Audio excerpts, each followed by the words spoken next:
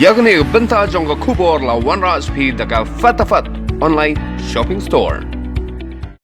Ke studio Rhymes jangi ba tebok lalu haka arp kendai terik menau benai ke sepelat ya kewe ke jirwai ke bethamai ke belai kerteng akher ke sengi. Ya kini ke jirwai larwai du kaitor uba pau jong ke jela uba jirwai teng ke jingruai nyam baru tau de uba elbarwel nong klau. Kan ke jirwai ke mengsa kalau mbah. Dah ke mentah.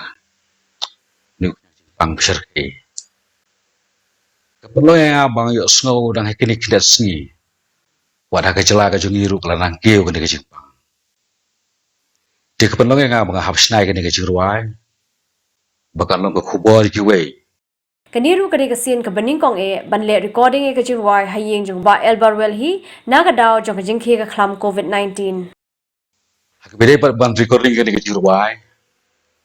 Tinggi haman recording hayeng. Mar ke jinglong jiri pertai kamlong pengen let sport studio. Tengah dapat ke jinglong ke bakrau habang merekod hayeng. Tegal mudur akan berkomen recording hayeng. Hendrai kabuk tu pelak lomba. Tiar juk start muntah. Dah habang gelar recording hayeng. Tengah sengoba kiai hi kecing start. Ibau blay wai ni sengi.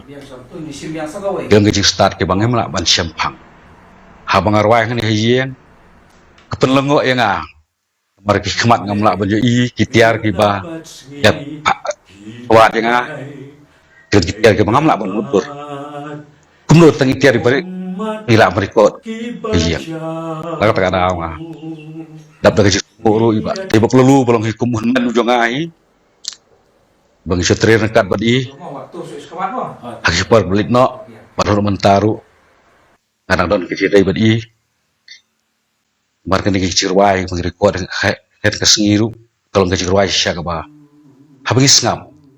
Kalau ngapa amin sih mengi iwai baik.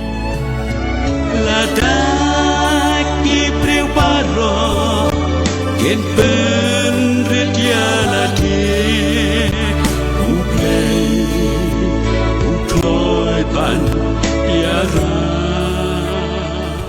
Naran pada kaban kerpar kan kepor kolong yaki parlok ki parjor ba ye ki bathon haga bangin sepelat chen dengan jirwai kerpar phinya pek bat phinya share bat ban ya subscribe lang yaki parlok parjor ki jongki ngamla klem da phaide ni ladi ngalong kumni kumalong hari ngalak ban snai ni jirwai kemudian dia kecil start ke jangan, dia kecil ai ke jangan play.